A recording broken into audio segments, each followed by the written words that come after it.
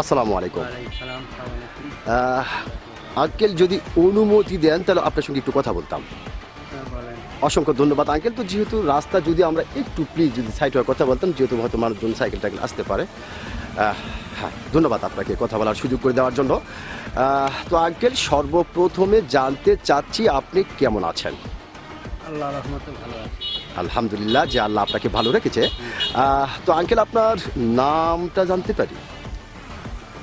নাম সাদিকুল ইসলাম। সাদিকুল ইসলাম, সুন্দর একটি নাম আপনার, অত্যন্ত চমৎকার একটি নাম আপনার। এবং আপনার নাম শুনে এবং আপনাকে সামনাসামনি দেখে যেটা বোঝা যাচ্ছে, আপনি অত্যন্ত একজন সাহসী মানুষ, এটা কিন্তু আপনাকে দেখেই বোঝা যাচ্ছে। তো আঙ্কেল, আপনি কি ভোটার হয়েছেন?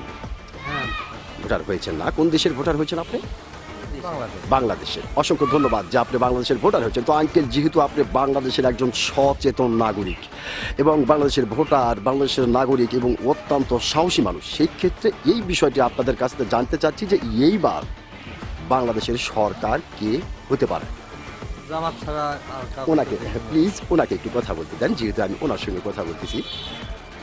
এখন মানুষ তো জামাতের দিকেই বেশি ভাগ বলতেছে। উনি বললো দেখেই নাকি? না না, উনি দেওয়ার কথা না, আমি সব জায়গায় দেখি, আমি ঢাকাও যাই। আচ্ছা আচ্ছা আচ্ছা আচ্ছা, ঢাকায় গিয়েছিলেন?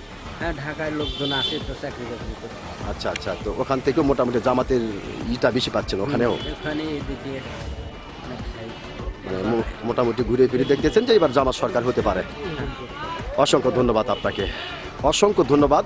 খুব সুন্দর করে আপনি বললেন যে আমি ঢাকায় গিয়েছিলাম, ওখান থেকে দেখলাম, বা এখানেও আসলাম, এখানেও দেখলাম, মোটামুটি সবাই জামাতের কথাই বলছে যে সেই ক্ষেত্রে জামাত হতে পারে। ধন্যবাদ আপনাকে, খুব সুন্দর করে বলেছেন, ধন্যবাদ।